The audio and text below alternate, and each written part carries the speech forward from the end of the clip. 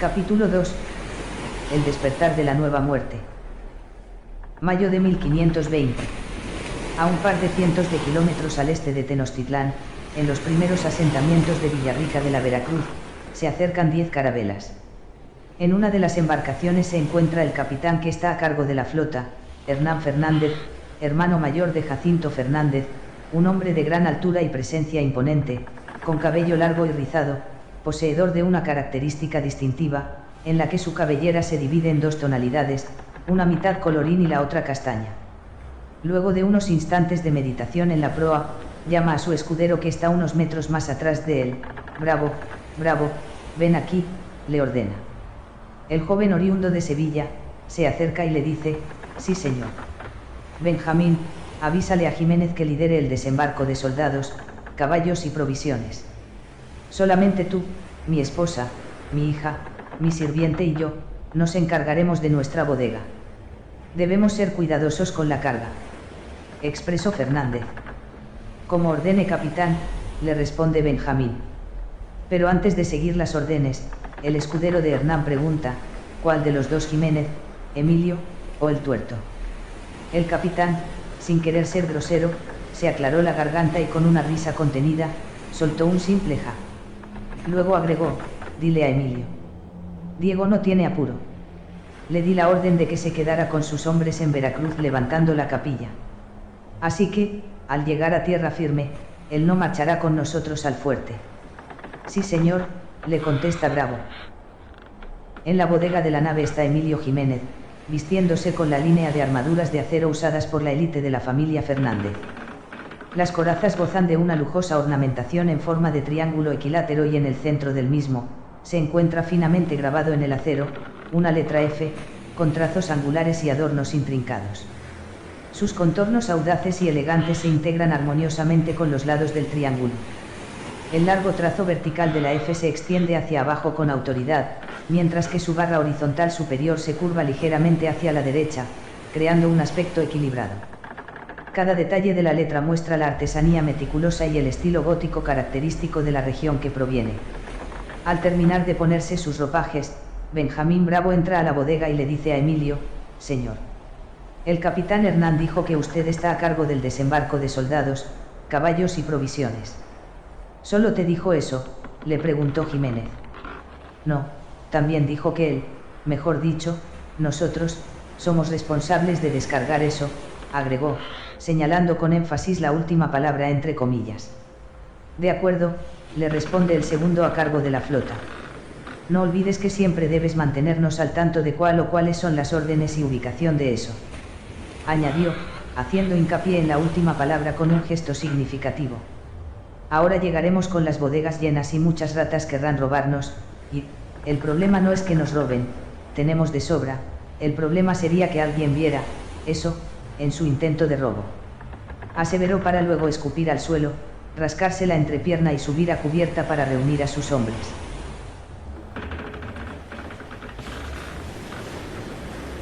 En las costas de Villarrica de la Veracruz, docenas de botes pertenecientes a la flota de Fernández desembarcan con soldados armados, provisiones, barriles con pólvora, arcabuces, cañones y herramientas para la guerra, construcciones y herrería. Un grupo de 3 sacerdotes y 2 soldados del ejército de Hernán Cortés se encuentran en las orillas del mar para dar la bienvenida y bendecir a los recién llegados. Mientras los curas bendicen y los soldados responden con un amén. Uno de los hombres de Cortés, llamado Fernando de Olid, le habla a la multitud de personas que bajan de las embarcaciones. Señores, bienvenidos a Villarrica de la Veracruz, ciudad fundada por nuestro capitán Hernán Cortés. Emilio Jiménez se acerca a Fernando y le responde, gracias, por el recibimiento. Nuestra estancia aquí será breve. Nos dirigimos al fuerte San Fernández. Antes que Olid respondiera, uno de los párrocos interviene y le dice a Jiménez, era de esperar que los que vienen con banderas y armaduras de los Fernández vayan a ese fuerte. El encargado del desembarco mira en dirección a quien le habló y se da cuenta que es Juan, el segundo hijo de Isidro Fernández. Ambos se saludan con un amistoso abrazo. Después de preguntarse cómo han estado y desearse lo mejor, Juan le acompaña y comienza a presentar a sus colegas. Emilio se inclina ligeramente mientras da la mano al primer clérigo. Es un gusto conocerle, padre, le dice Jiménez. El placer es mío, hijo, le responde. Él es nuestro guía espiritual con más experiencia, su nombre es Mateo Sánchez. Estuvo en misiones de evangelización con Diego de Velázquez y estudió con algunos de nuestros expertos en la Inquisición. Agrega Juan Fernández. Emilio suelta la mano de Mateo y comienza a sostener la mano del otro sacerdote y también le dice, es un gusto conocerle, padre. El religioso no responde con palabras y solo le hace la señal de la cruz. Él es nuestro apoyo emocional más veterano. Como puedes ver, a mi colega le falta su ojo derecho que perdió hace unas semanas en un ataque. Su nombre es Gonzalo de la Cruz. Acota Juan. Ataque. ¿Qué ataque? ¿Quién les atacó?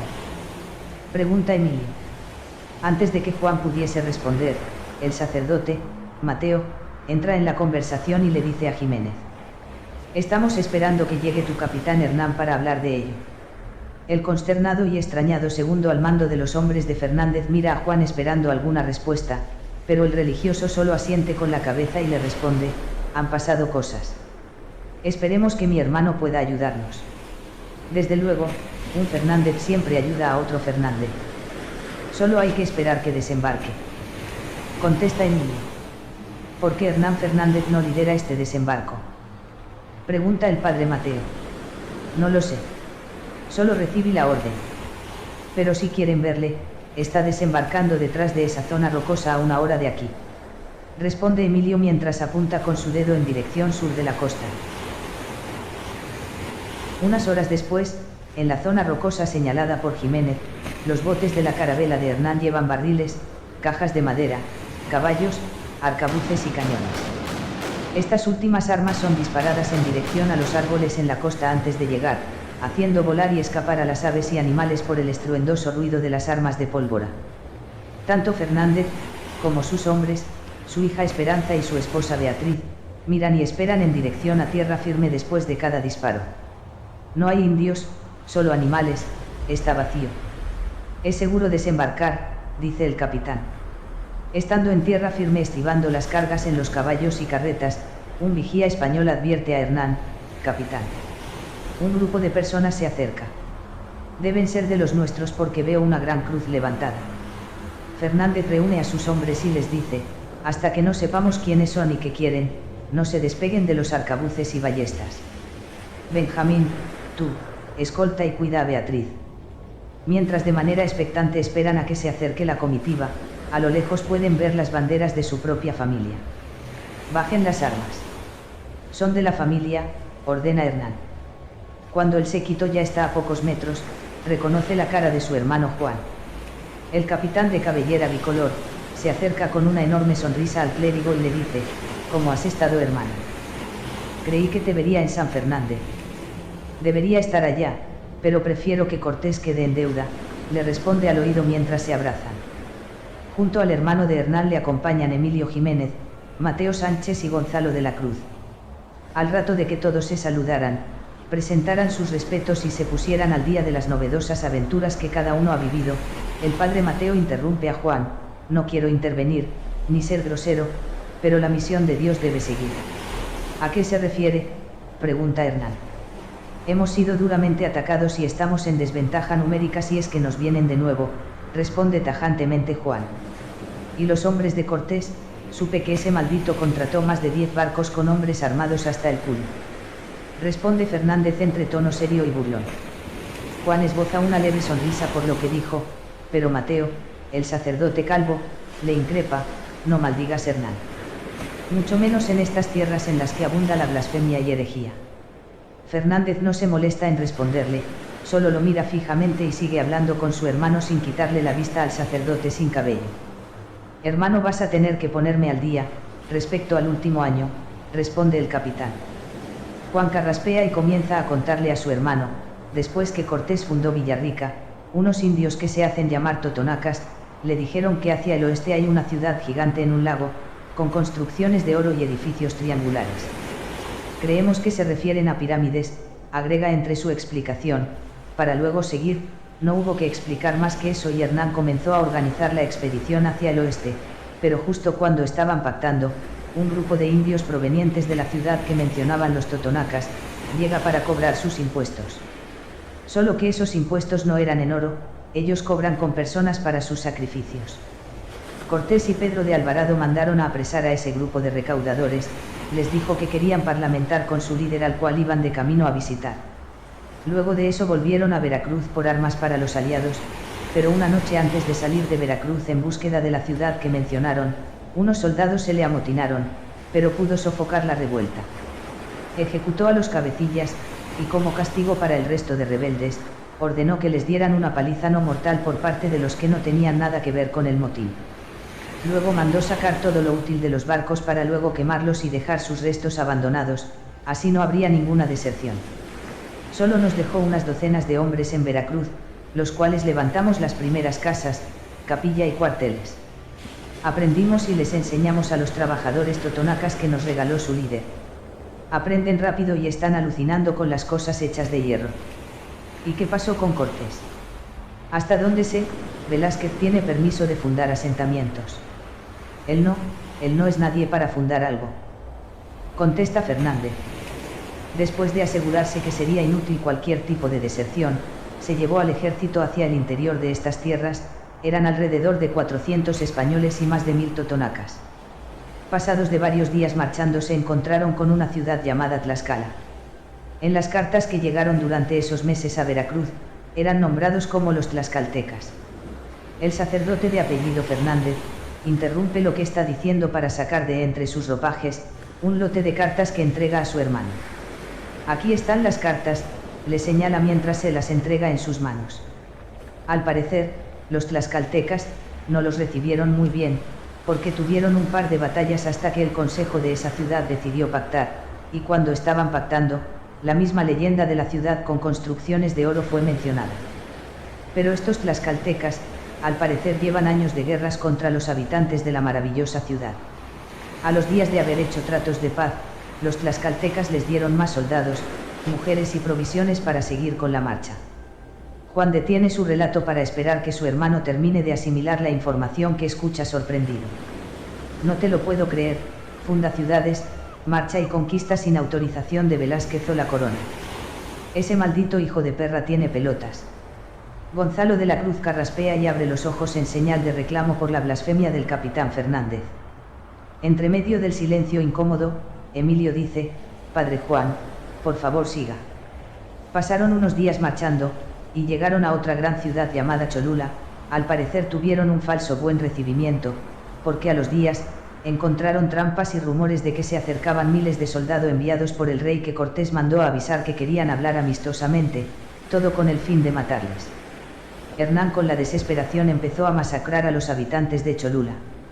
No sabemos a cuántos se cargaron, solo sabemos que los líderes de Cholula, se rindieron y les dieron más soldados y también, le dieron el nombre de la ciudad a la que iban, su nombre es Tenochtitlán.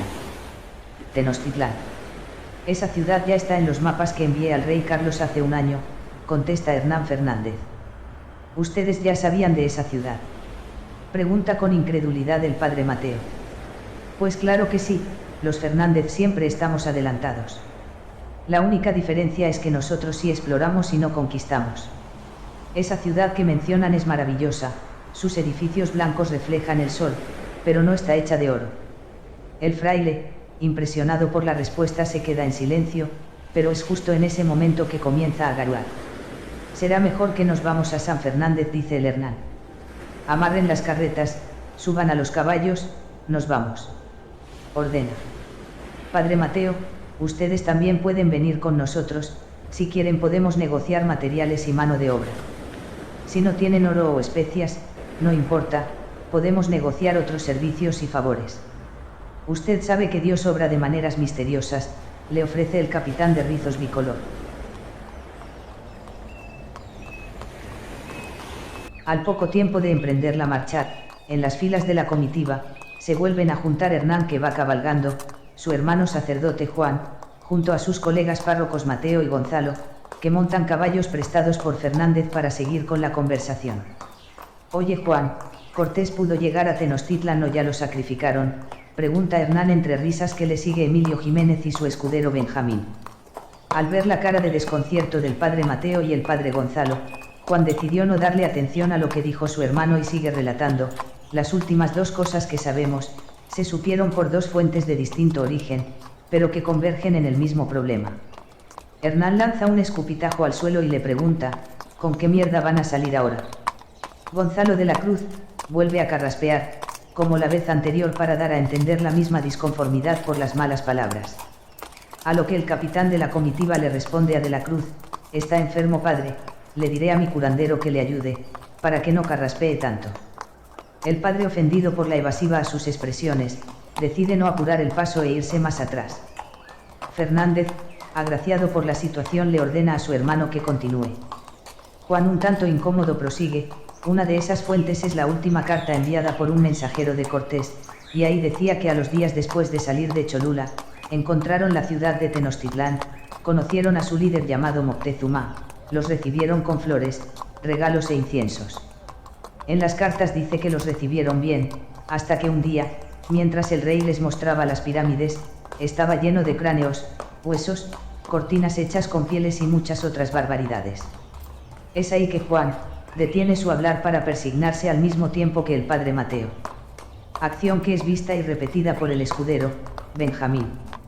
¿Eso fue lo último que supieron?, pregunta Hernán. Sí, le contesta su hermano. ¿Y qué dice la otra fuente?, pregunta Emilio. Fernández, con su tono amable, responde, la otra fuente somos nosotros, porque hace un par de días llegaron 18 barcos llenos de soldados a Villarrica de la Veracruz, comandados por Pánfilo de Narváez, con las órdenes de Diego de Velázquez para capturar y apresar a Hernán Cortés por desobediencia, conquistas sin órdenes de la corona y un montón de cargos más que se le atribuyen.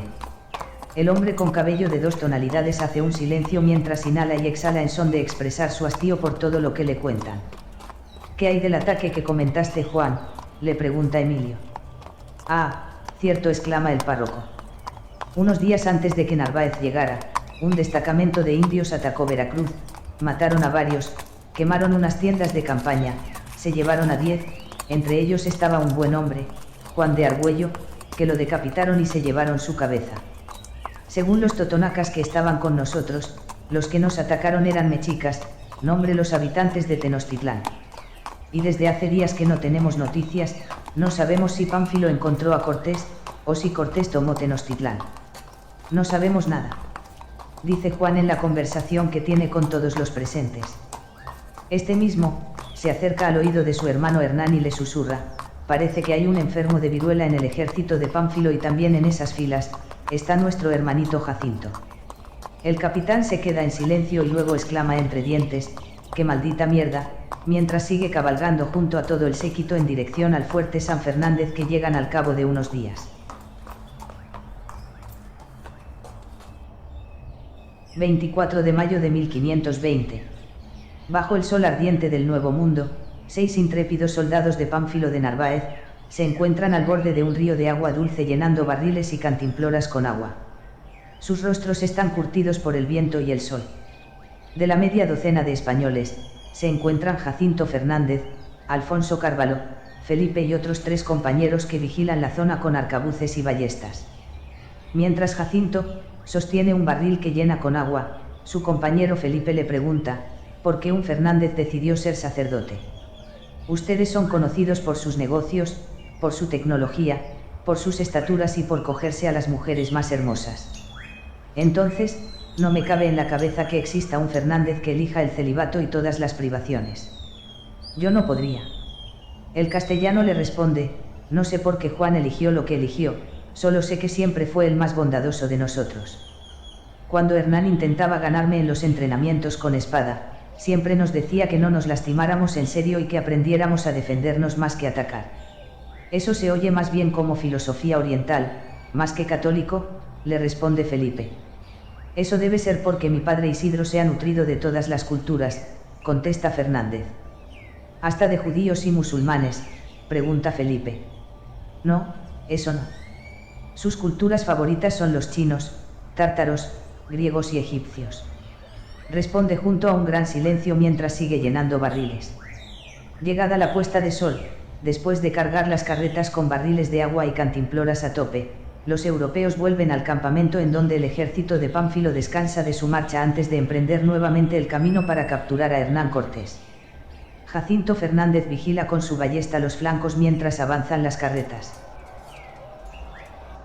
Es en ese momento, mientras vuelven al campamento, que los encargados de recolectar agua, escuchan a lo lejos el ruido de arcabuces disparando, hombres gritando y sonidos de batalla. ¿Estarán atacando los indios?, pregunta uno de los españoles. No lo sé, responde Felipe. ¿Escuchan ese sonido particular?, pregunta Jacinto. ¿Cuál de todos?, le responde Carvalho con su acento portugués. Ese chirrido de acero chocando con acero, contesta Fernández. Esas no son armas de estas tierras. Acá no funden acero, agrega el ballestero. ¿Qué hacemos?, pregunta Felipe. Dejen todo lo que no sea necesario. Acerquémonos sin que nos vean e intentemos ver qué pasa, ordena Jacinto. Los otros 5 compañeros siguen las órdenes y se acercan sigilosamente a observar la batalla. La noche envuelve el campamento apenas iluminado por las tenues llamas de las fogatas y los destellos de los arcabuces. Mira, mira quiénes son, exclama Felipe escondido entre los arbustos y malezas junto a sus compañeros. Son los hombres de Cortés, dice Jacinto en voz baja. ¿Qué mierda está pasando?, agrega para luego hacer silencio y seguir mirando con sus colegas la batalla que se libra. El estruendo de las armas resuena en el campo de batalla mientras los contendientes se golpean, esquivan y defienden con destreza. Cortés, valiente y decidido, lidera a sus hombres con audacia, dando órdenes y combatiendo junto a ellos. En medio de la refriega, los aliados tlaxcaltecas se suman a la contienda. Con sus armas rústicas y flechas envenenadas, luchan con fiereza, demostrando su lealtad hacia Hernán. Los aullidos de guerra y el silbido de las flechas llenan el aire, mientras los tlaxcaltecas se abren paso entre las filas enemigas, sembrando el caos y la confusión. Los hombres de Cortés luchan con determinación, con sus espadas relucientes y sus corazas brillando en la penumbra. Narváez, rodeado por el enemigo, se defiende con valentía, pero la superioridad numérica y la astucia de Cortés lo acorralan. Finalmente, el momento crucial llega. Cortés, con su destreza y liderazgo, logra capturar a Narváez, poniendo fin a la batalla. El campo de batalla se calma, solo interrumpido por los jadeos agitados y el sonido de los heridos. Los hombres de Narváez comienzan a rendirse, tiran sus armas, levantan sus manos y se arrodillan. Los hombres de Cortés ordenan en filas a los compatriotas capturados, mientras de entre las tiendas de campaña emergen Hernán Cortés y Pedro Sánchez, llevando consigo a Pánfilo de Narváez como prisionero. Él se rinde al verse herido en su ojo, el cual ha perdido. Los 6 hombres de Narváez que siguen escondidos, deciden salir con las manos en alto de su escondite y presentarse ante el capitán victorioso y sus hombres. Capitán, nosotros estábamos recolectando agua, escuchamos la batalla y nos acercamos, pero para cuando llegamos ya encontramos a nuestro ejército rendido, le dice Felipe con voz nerviosa a Cortés. Poneos de rodillas con los demás, les contesta el capitán. Señores, os seré sincero con vosotros, encontramos una ciudad llena de oro en sus construcciones y templos. No esperaré las órdenes de Velázquez y tampoco esperaré que os sigáis sus órdenes. Vamos a esta ciudad llamada Tenochtitlan, y llevemos a nuestro rey Carlos, el botín de oro que se merece y el botín de oro, especies y mujeres que vosotros merecéis. Agrega Hernán mientras mira la cara de los hombres de Narváez hasta que detiene la mirada en la armadura de Jacinto que tiene una F dentro de un triángulo grabado en ella. Tenéis un Fernández en vuestras filas, exclama Cortés. ¿Sois de la familia o sois de la élite?, le pregunta. Soy de la familia, señor, mi nombre es Jacinto, el tercer hijo del señor Isidro. Le responde el ballestero. ¿Cómo llegasteis hasta aquí? ¿Estáis endeudando a Narváez o Velázquez?, le dice el capitán. No, señor, no estoy muy ligado a los negocios de la familia. Estoy acá por diversas casualidades de la vida. Cortés le estira la mano a Jacinto, lo ayuda a ponerse de pie y le dice, cuando marchemos quédate a mi lado, os haré preguntas que necesito responder. Sí, señor, responde Jacinto. Los demás hombres de Cortés ayudan a ponerse de pie al resto de soldados capturados del ejército de Pánfilo que ahora pertenecen al ejército de Hernán y comienzan a marchar a Tenochtitlán. Mientras que el tuerto Narváez, junto a un puñado de otros soldados heridos, se les dio la orden de ir a Villarrica de la Veracruz.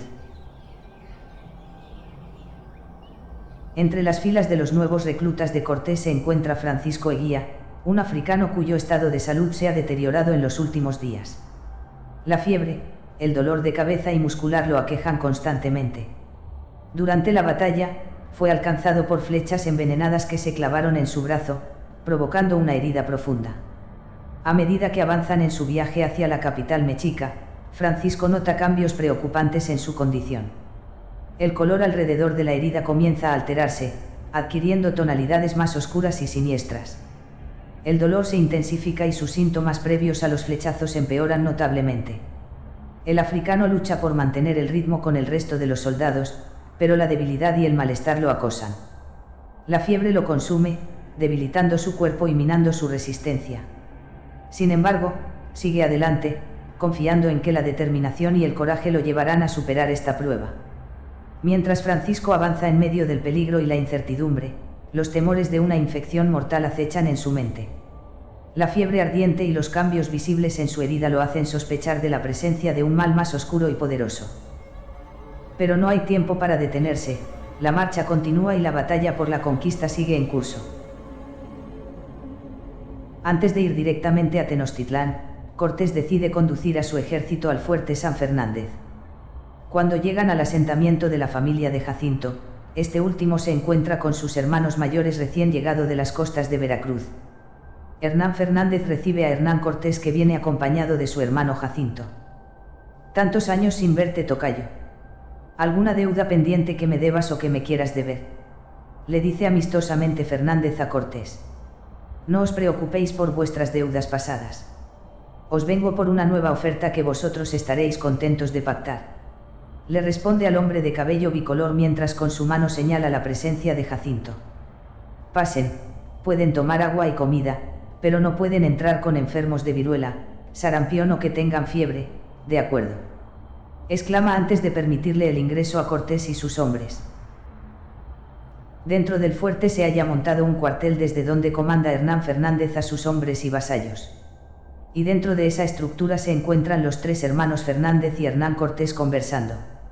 Necesito cañones, flechas, ballestas, pólvora, provisiones y atención a heridos, pide Cortés a los hermanos de Jacinto. Para luego continuar, sé que no dais mucho por el Fernández que os traje, pero le pude haber matado y deciros que era uno más de los que perdieron la vida luchando por Narváez, pero prefiero traerle vivo y sano para pedirles los recursos que necesito. Os necesito negociar eso. El capitán de los Fernández, después de hacer un silencio pensativo, le responde, sinceramente, no me sirve Jacinto, para nada. Prefiero que me entregues 30 de tus más sanos aliados indígenas. Los necesito para intercambiar idiomas, conocimientos de estas tierras y mano de obra. Déjame 30 indios sanos y te doy lo que necesitas. Obviamente te puedes llevar a Jacinto. Es bueno con la ballesta, dale buen uso. Hernán, impresionado por la respuesta, le contesta, sois unos dementes ustedes los Fernández. Está bien, me quedo con vuestro trato, exclama disgustado. Ahora, podrías dejarnos solos con Jacinto, queremos hablar con él, le dice Hernán Fernández. Esperan a que Cortés salga y los tres hermanos se abrazan afectuosamente. Qué bueno verte, le dice Hernán a Jacinto. Los extrañaba mucho, contesta Jacinto. Luego de conversar cordialmente, Jacinto les cuenta cómo terminó con Hernán Cortés y cómo este capitán se cree la actuación de Jacinto siendo la oveja negra de la familia, pero este en realidad es un espía que funciona secretamente tras la pantalla de manzana podrida. Mientras los Fernández despiden al ejército de Cortés, que se lleva todo lo acordado, ven al herrero del fuerte ayudando al africano enfermo y herido. Estos ordenan que no lo ayuden porque tiene viruela. Le niegan la entrada, llaman de inmediato a Hernán Cortés y le dicen que no puede dejar enfermos de viruela. Luego de intercambiar ideas entre los Fernández y Cortés, el capitán con pelo de doble tonalidad le responde, te propongo algo por este imprevisto que no discutimos hace rato, tú te llevas a tu virulento y yo te doy a esos dos que están allá, mientras apunta a dos soldados que están en las almenas del fuerte. Cortés, sin decir nada, y molesto, pero conforme, ordena a sus hombres, cargad a Francisco y lleváoslo.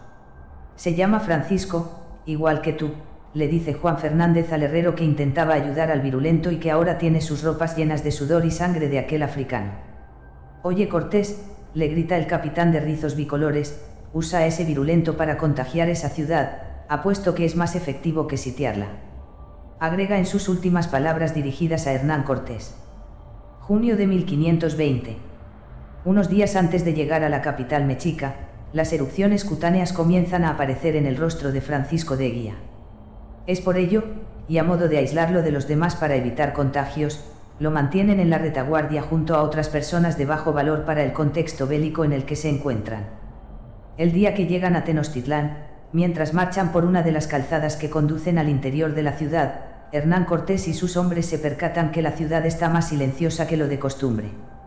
Esperando lo peor, dan la orden de apurar el paso y acercarse al templo de Axayácatl.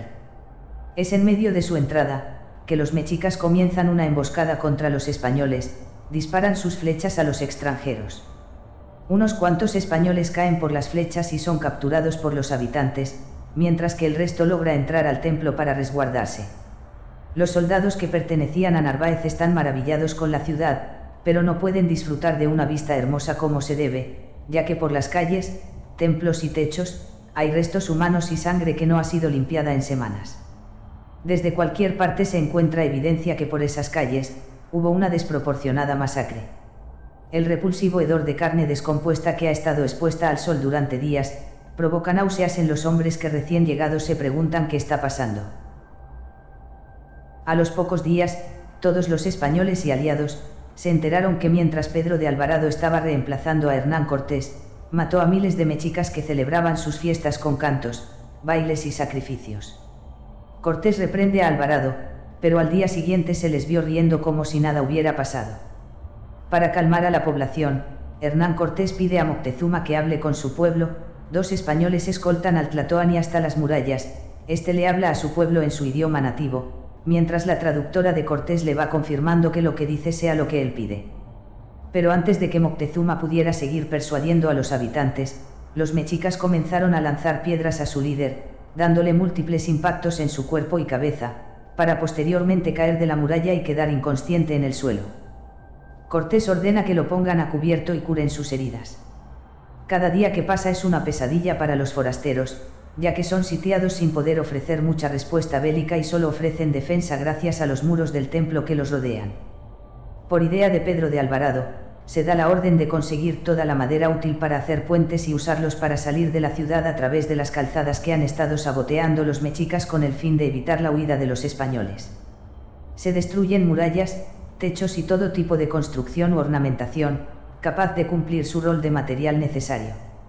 Entre tanto construyen y defienden su escondite, los españoles, mayoritariamente los hombres que llegaron con Pánfilo de Narváez, son los primeros en murmurar y conspirar para un motín. Al cabo de unos días, los ex militares de Narváez, ya fraternizan con los hombres de Hernán Cortés. En cada conversación que tienen, analizan la desaprobación que los hombres de Cortés tienen con él mismo y esperan que manifiesten su disgusto antes que ellos. Al pasar los días, ya existen distintos piños dispuestos a amotinarse contra el capitán Hernán y sus líderes que lo siguen. Dentro de los grupos se halla Miguel y su hermano Bernardino que han estado con Pedro de Alvarado desde que llegaron a Cholula. Del mismo modo, Rafael, Isidro y Darío que han estado en las filas con Cortés desde que los contrató. Del mismo modo, Carlos de Córdoba y Francisco, entregados en última instancia por Hernán Fernández en la última visita al fuerte San Fernández, también están dispuestos a amotinarse contra los capitanes. Al mismo tiempo que los mexicas hostigan a los extranjeros, los conspiradores que buscan amotinarse y los hombres que construyen puentes para sobrevivir al escape, todos ellos son desconocedores de las malas condiciones de Francisco de Eguía, el cual empeora cada día. Este africano, al llegar a Tenochtitlán, tuvo contacto con unos tlaxcaltecas que al cabo de 3 días comenzaron a tener síntomas que normalmente aparecen a las semanas del contacto con un portador de viruela. Hernán Cortés ordenó que todos los enfermos debían ser aislados, así que decidió encerrar a Francisco y a los aliados nativos con síntomas de viruela, en la misma celda que albergaba al apedreado e inconsciente Moctezuma. De manera casi simultánea, los 9 tlaxcaltecas que decidieron aislar de los demás junto a Francisco de Eguía, experimentan intensos dolores de cabeza que les atraviesan como cuchillos ardientes. Se retuercen de agonía mientras la fuerza de sus vómitos se apodera de sus cuerpos, expulsando un líquido viscoso y maloliente que rebosan de sus bocas. La fiebre consume sus cuerpos, convirtiéndolos en hornos vivientes que arden sin cesar. Un sarpullido grotesco se extiende implacablemente por su piel, cubriéndolos con manchas rojizas. Se llenan de pápulas repugnantes alrededor de sus bocas. Estas protuberancias exudan una sustancia espesa, mezcla de sangre coagulada y pus hediondo que se niega a ser liberado, sin importar el dolor que causa a los afligidos. Cada erupción se convierte en una tortura desgarradora, rompiendo su piel con estallidos de angustia, dejando rastros de lágrimas mezcladas con sangre y fluidos turbios. María de Estrada, una andaluza que acompaña al ilegítimo conquistador Hernán Cortés, es la única persona autorizada para adentrarse en la zona infestada de viruela. La mujer se atreve a ingresar, envuelta en ropajes que ocultan su cuerpo por completo, una barrera protectora contra la pestilencia. Tras brindar atención a los enfermos, quema sus vestimentas en un acto de precaución. Pasan un par de días y el sarpullido se desvanece. Sin embargo, las heridas provocadas por las pápulas alrededor de las bocas se multiplican y empeoran. La humedad y el pus putrefacto impiden cualquier intento de cicatrización o limpieza de las llagas, sumiendo a los afectados en una espiral de dolor sin fin. Sus rostros se convierten en grotescas muestras de descomposición, donde la visión de sus bocas desgarradas y enrojecidas provoca náuseas y repulsión en cualquiera que se atreve a contemplar semejante horror. Al mediodía del 27 de junio de 1520, Hernán Cortés, acompañado de Pedro de Alvarado y Gonzalo de Sandoval, ordena a los españoles, italianos, portugueses y todo aquel que no perteneciera al ejército de aliados nativos a formarse en filas. Sé que estáis cansados y hambrientos, comienza a decirle a sus soldados, ayer nos comimos el último caballo que no soportó estar de pie la última semana. Sé que estáis temerosos de ser sitiados a diario por estos caníbales y paganos que nos rodean. Sé que estáis ansiosos de tomar todo vuestro oro prometido y gastarlo en las golfas más bellas que puedan pagar, dignas del harem de un Fernández, dice con desdén parándose frente a Jacinto que está inmóvil y erguido en su formación. Sé también que estáis disconformes con mi persona, continúa Cortés. Pero vosotros debéis rendir respeto a mi autoridad, no os permitiré faltas de respeto. Dice Hernán mientras gira su cabeza y da una señal con el parpadeo de sus ojos y un leve asentamiento con la cabeza a sus capitanes, los cuales se acercan, y rápidamente, desenfundan sus espadas y apuñalan en el vientre a dos rodeleros que estaban conspirando contra el motín. Maldito traidor asqueroso, le dice con euforia Alvarado a su víctima que se desmorona por el apuñalamiento. Los demás conspiradores se quedan quietos, asustados, esperando la siguiente orden, y es entonces que Ezequiel Vespucho, un soldado persuadido por Jacinto Fernández para unirse a la rebelión, desenfunda su espada, abandona su formación para atacar a Hernán Cortés, pero este es detenido con un degollamiento por Blas Botello, quien se ubicaba justo detrás de él en la formación. Aprisionen a los traidores, grita Cortés. Es entonces que las filas se llenan de gritos inquisidores y caos. Soldados fieles a Cortés golpean e inmovilizan a quienes son acusados de traición y conspiración. Al cabo de una hora de acusaciones y palizas, los fieles a la autoridad encierran en las celdas de enfermos a Diego Cervantes, otro castellano que se unió por persuasión de Jacinto. También está Miguel, hermano de Bernardino, y otros 10 hombres que tuvieron la mala fortuna de ser acusados y encarcelados sin derecho a juicio. 29 de junio de 1520.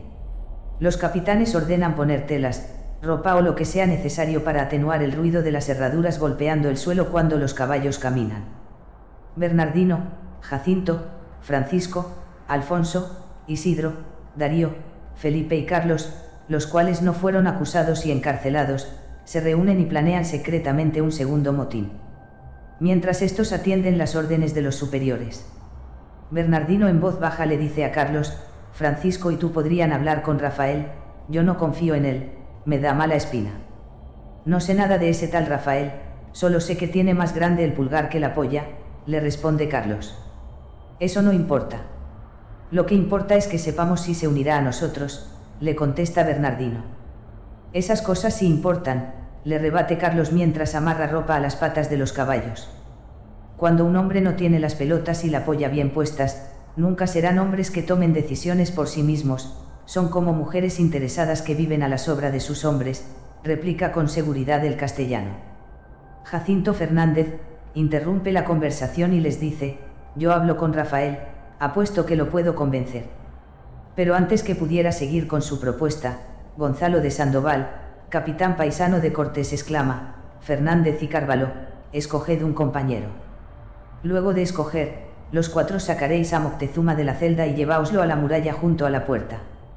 El español y el portugués se miran extrañados y al unísono dicen: sí señor. No podéis llevar a Bernardino, escoged a quien quieran, excepto a él. No queremos que su hermano le hipnotice con su esencia de traidor. Agrega Gonzalo mientras mira la cara de decepción y tristeza de Bernardino. Jacinto, Alfonso, Darío y Carlos se quitan la armadura, se cubren el cuerpo completo con ropajes inservibles y entran a la celda. En las puertas de la prisión, guardias personales de Cortés supervisan las acciones de los involucrados. Los 4 europeos entran a la oscura prisión y de inmediato Diego Cervantes suplica: sáquenos de aquí, nos vamos a morir contagiados. Al suelo, traidores hijos de perra, no hablen. Grita un guardia que desde fuera de la celda apunta con su ballesta. Pero mira cómo están esos indios, agrega un español apresado, mientras señala a un tlaxcalteca tendido en el suelo que yace inmóvil, lleno de pápulas, llagas y sudor. El guardia español dispara su ballesta, dándole en el abdomen del compatriota que señaló al enfermo. Les dije que se callaran, si estuviéramos en los barcos yo mismo me los hubiera cogido por el culo antes de ejecutarlos. Exclama para luego añadir: ustedes 4, saquen rápido a Moctezuma. Alfonso y Carlos sujetan los brazos, mientras que Jacinto y Darío toman las piernas del tlatoani, que no denota tener viruela, pero tampoco está consciente. Al momento de estar sacándolo de la celda, el alterado español que usó su ballesta exclama: no sirvió de nada apresar a este rey indio, es otra basura india. Al terminar de hablarle, le escupe al inmóvil líder y de inmediato el guardia saca un cuchillo y apuñala en reiteradas veces al inerte Moctezuma, mientras le dice con furia: Alvarado y Cortés te envían un último recado. Los 4 conspiradores cargan al mexica mientras es atacado y al mismo tiempo, Jacinto observa el bolsillo que usa para guardar el manojo de llaves de la celda, que porta el sanguinario compatriota. Jacinto, Alfonso, Darío y Carlos llevan el cuerpo del líder mexica y lo lanzan desde las murallas hacia afuera del templo. El cadáver cae al agua, por el costado de las chinampas, el cual flota y es empujado con una lanza en dirección de la corriente. ¿Por qué lanzamos así el cuerpo de Moctezuma?, pregunta Carvalho con su acento portugués. Probablemente, debe esperar a que los mexicas estén de luto y así no se presenten a pelear cuando salgamos mañana en la noche, responde Jacinto. ¿Tú crees?, dice Alfonso con incertidumbre. Es lo que yo haría, contesta Fernández. Y además se llama Moctezuma, no se llama Mocotezuma, jodido portugués, agrega en tono bromista seguido de las risas de Darío y Carlos, mientras ven cómo se aleja el sobrenadante cuerpo del tlatoani mexica. 6 de la mañana del 30 de junio de 1520. En medio de los españoles aprisionados por amotinamiento, yace Francisco Eguía, cuya alma ha sido reclamada por el extraño virus asumido como viruela, dejando su cuerpo inerte entre los vivos. A su vez, el grupo de tlaxcaltecas rápidamente contagiados por la misma enfermedad, están amontonados en un rincón, padeciendo los estragos de la enfermedad hasta su inevitable muerte. En la penumbra del amanecer, cuando los primeros rayos de sol se filtran tímidamente por las rendijas, Francisco de Eguía se alza de entre los muertos en calidad de exánime. Sus mandíbulas se abren de par en par y se abalanza sobre un prisionero no infectado, cuyos gritos desgarradores despiertan a los demás. ¿Qué diablos te pasa, maldito africano?, le grita el asustado castellano, al mismo tiempo que Diego Cervantes se levanta y empuja al mordedor, pero este extraño errante se abalanza sobre Diego. En un frenesí de desesperación, los encarcelados forcejean con el ser sin vida que los muerde, pero sus ataques no logran derribarlo. El putrefacto es inmune a los golpes y avanza impasible hacia cualquiera de sus presas, cegado por un apetito insaciable e inexplicable para los vivos. Miguel sujeta al muerto viviente por la espalda, sus brazos tensos en un abrazo fúnebre, y grita con ferocidad: pégale, pégale fuerte, pégale a este hijo de puta. Cervantes, movido por la urgencia de la situación, descarga puñetazos implacables contra el rostro del infectado, buscando anularlo. Cada golpe encuentra resistencia en la boca hambrienta del exánime, que muerde con salvajismo los puños y brazos de Diego, dejando marcas de su podrida dentadura. Un español, asustado pero decidido, clama desesperado: rómpele las piernas. Miguel, aferrando al mordedor con determinación, eleva su pierna y la descarga con violencia en un impacto demoledor. La rodilla del ser se quiebra y lo desploma al suelo. Los vivos, enardecidos por la necesidad de sobrevivir, se unen en una brutal paliza. Patadas furiosas en la cabeza y pecho llueven sobre el mordedor que aún se retuerce, emitiendo gemidos guturales que llenan el aire. Cada patada en el rostro que asestan los vivos provoca la liberación de una amalgama repulsiva de pus y fluidos turbios provenientes de las pápulas infectadas alrededor de la boca del ser.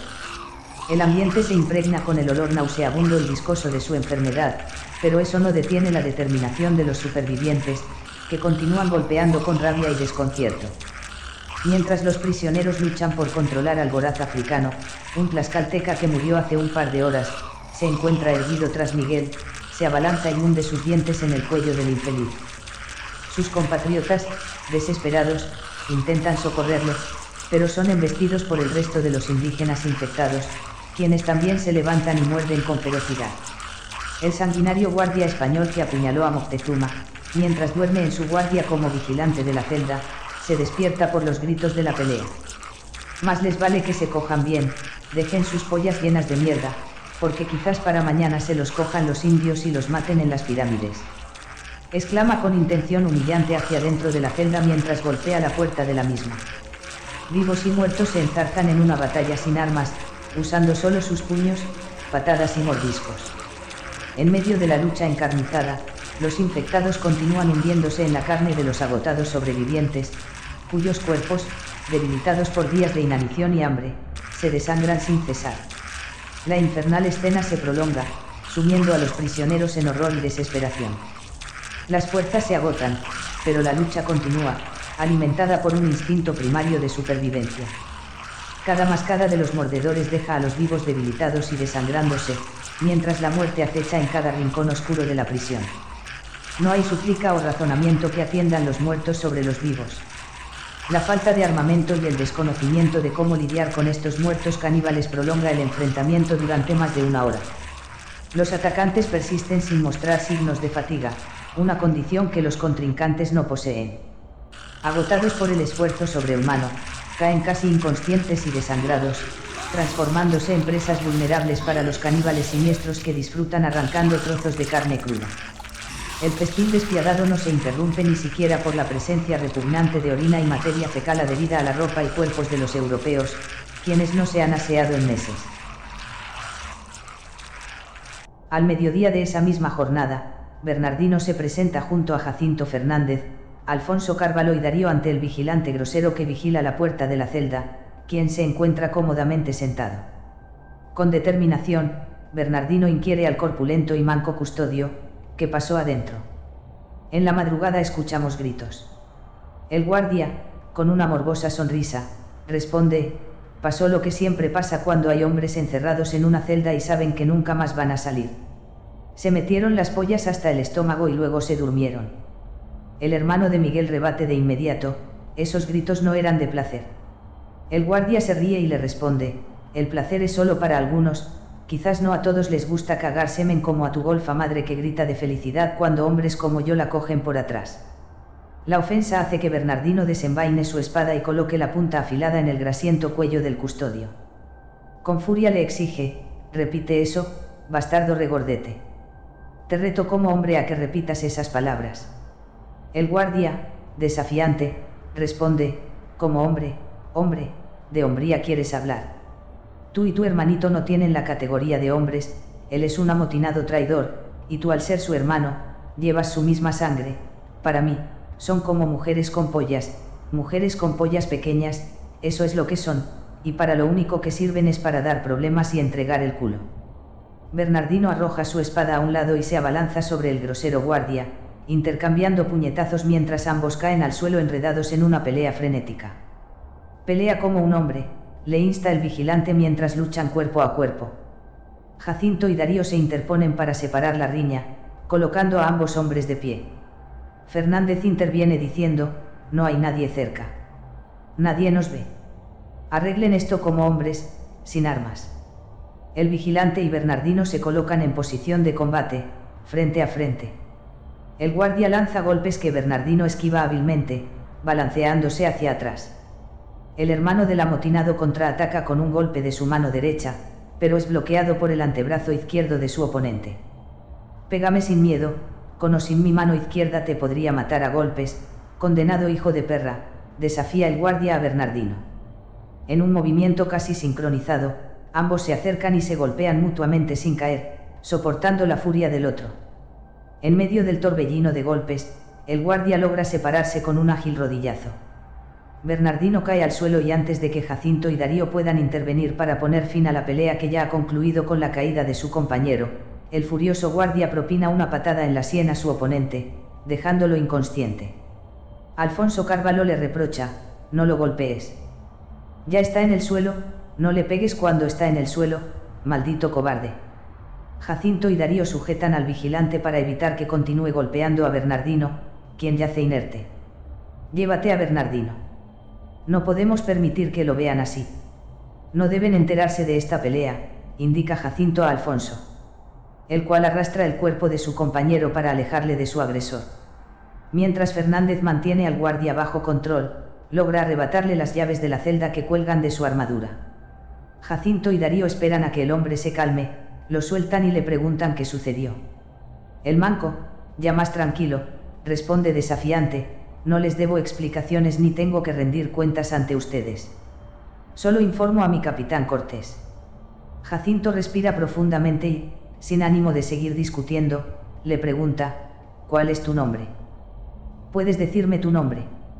Yo soy Jacinto. El guardia señala el triángulo y la letra F grabados en su armadura y le responde: apuesto a que eres de apellido Fernández. Sí, mi apellido es Fernández, pero estoy lejos de casa y mi familia no me incluye en sus negocios, soy su oveja negra. Así que no busques evasivas para no responder. Mi nombre es Sebastián, Sebastián de las Casas, contesta mientras escupe sangre al suelo. Fernández continúa: Sebastián, solo queríamos saber qué pasó. Los gritos que escuchamos en la madrugada no parecían normales, mucho menos gemidos de una orgía. ¿Qué parte de no les debo explicaciones no quedó clara?, responde Sebastián desafiantemente. Darío interviene y dice a Jacinto: vámonos. No se puede hablar con este bastardo chupapollas. Ambos españoles se alejan de Sebastián, mientras él les grita: no quiero volver a verlos aquí. Si los veo preguntando nuevamente por los traidores, personalmente los voy a violar y matar cuando estén durmiendo. Llegada la lluviosa noche que cae sobre Tenochtitlán, los mexicas apagan las fogatas y hogueras que iluminan las calles. En el templo amurallado donde se oculta el ejército de Hernán Cortés, Blas Botello culmina de cargar los lingotes de oro en una mula, cumpliendo la orden de fundirlos para el rey Carlos. El observador nigromante no pasa por alto los gestos sospechosos de Bernardino y Alfonso Carvalho, que merodean el lugar mientras afilan sus espadas y se preparan para la huida del ejército.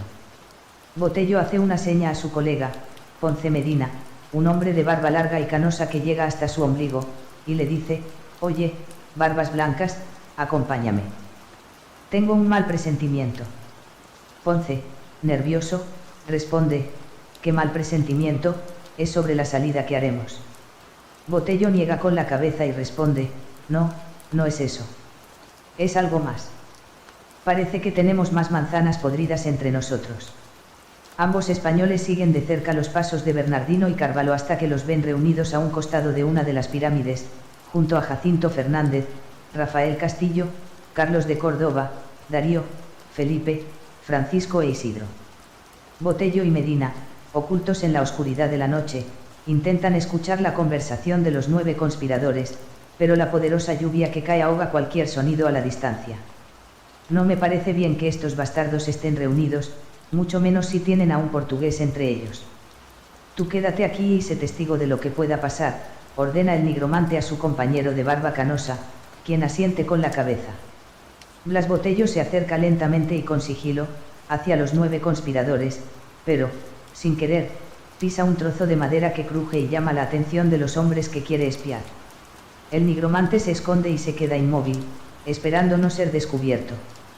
Ante la falta de respuesta por parte de los soldados reunidos, continúa acercándose a ellos. Mientras tanto, Ponce Medina aguarda a su compañero.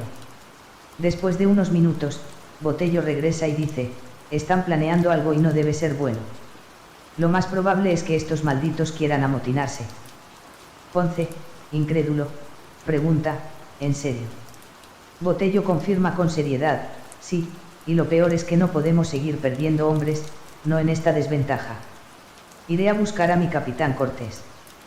Pasado un tiempo y antes de finalizar los preparativos para la silenciosa salida de la ciudad, Blas Botello se acerca a los aposentos que Hernán Cortés utiliza en los templos. Pide permiso a los guardias para ingresar, y estos le autorizan el paso.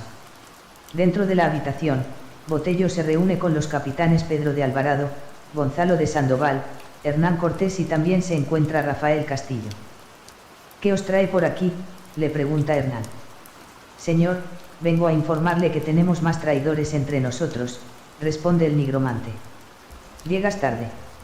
Castillo ya nos lo ha dicho todo, responde el capitán. Así veo. Señor, si me lo permite, déjeme decirle que puede contar conmigo para lo que sea.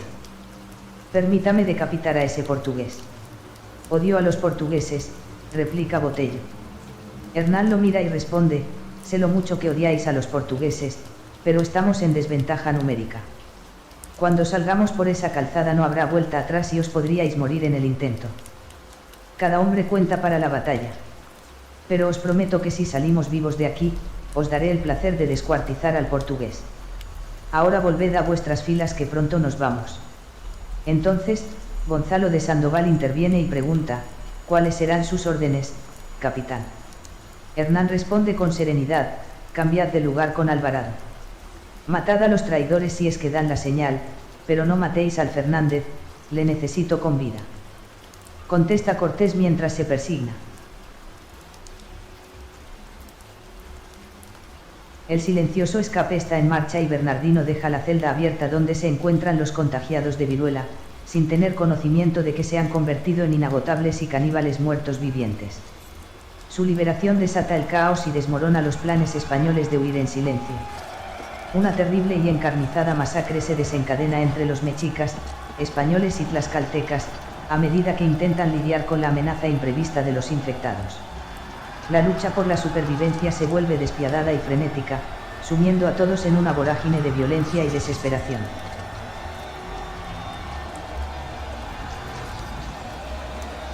Continuará.